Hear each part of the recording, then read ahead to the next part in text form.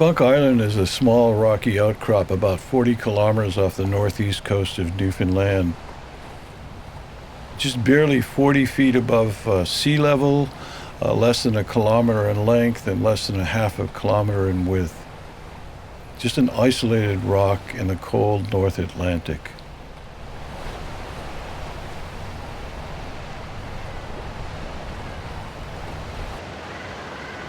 It's the isolation of Funk Island from the mainland that has attracted the species of birds that nest here. They're completely protected from land mammals, and in essence, really fairly well protected from us, humans who would come and exploit them. It's about a 4-hour trip, 4 or 5 hours depending on tides and wind. We usually leave for Musgrave Harbor on the northeast coast. We've been completely dependent on local fishermen to carry out our research on Funk Island. Without them, we wouldn't be able to do the research at all. Hey, Larry, Larry. Hey, Ed! Larry? We've worked closely with the Sturges from Valleyfield and with the Eastons from Carmenville. Hey, Larry? Yes. I'll tell you what. Leave the small Gas. What? Leave your small container there. It's full. Yeah, but I got a big one there you can take. That's full. I gave you one. Yeah, what's a few? What do we need? We spend about 10 days to 2 weeks on the island, sometimes a bit longer. We weigh birds, we take fish samples, we put tracking devices on birds. We census the birds that we can. And it's just the general health of the populations, so we're always keeping track of that.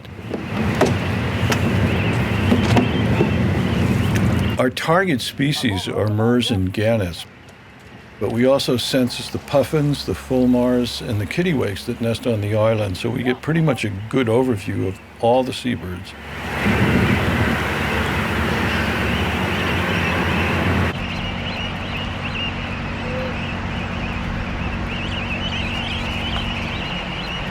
The landing on the island is a small ledge called the bench, and it's pretty much a drop-in tide that's up and down on that bench. So sometimes it can be extraordinarily difficult to jump on or jump off of that ledge, and sometimes you just step off the boat and walk on it. So it's completely dependent on tides and weather. So it's not an easy task to get on the island, and sometimes it's just virtually impossible. On this occasion, this is as good as it gets.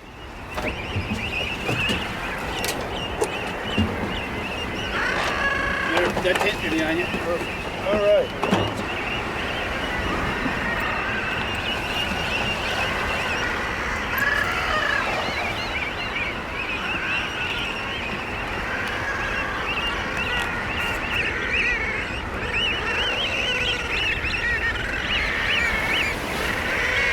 I'm going to go up and get the logs for the tent, so I'm out of here now. So Jeff and I will set up the tent a little bit,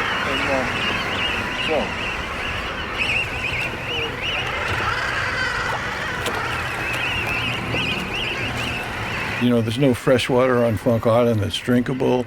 There's no fuel for fires or anything like that. So you have to be completely self-contained. So we have to bring everything: water, fuel, food, stoves, satellite phone. It's a lot of work, getting it from the boat to the island. It takes a lot of trips, the boat coming back and forth to the island. It takes a lot of effort getting the stuff up on the island and over to the tent and the campsite.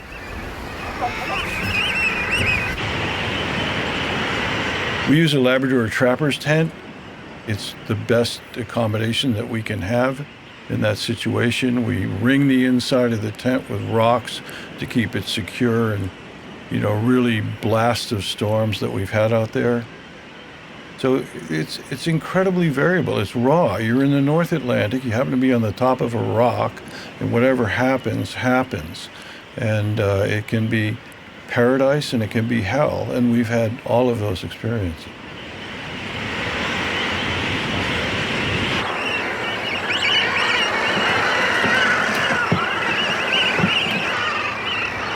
the rest of the day is really setting up camp and just taking in all the overwhelming stimulation of birds and noise and smells and stuff that you never experience any other time in your life.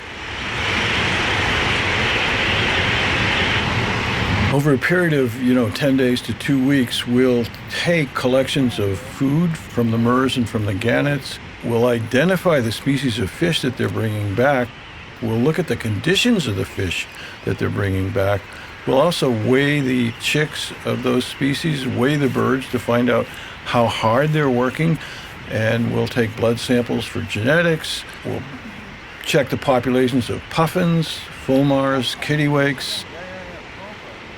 It's a busy time, and at the end of it, we hope what we're going to walk away with is some better feeling of how these birds are reacting to changes in their environment.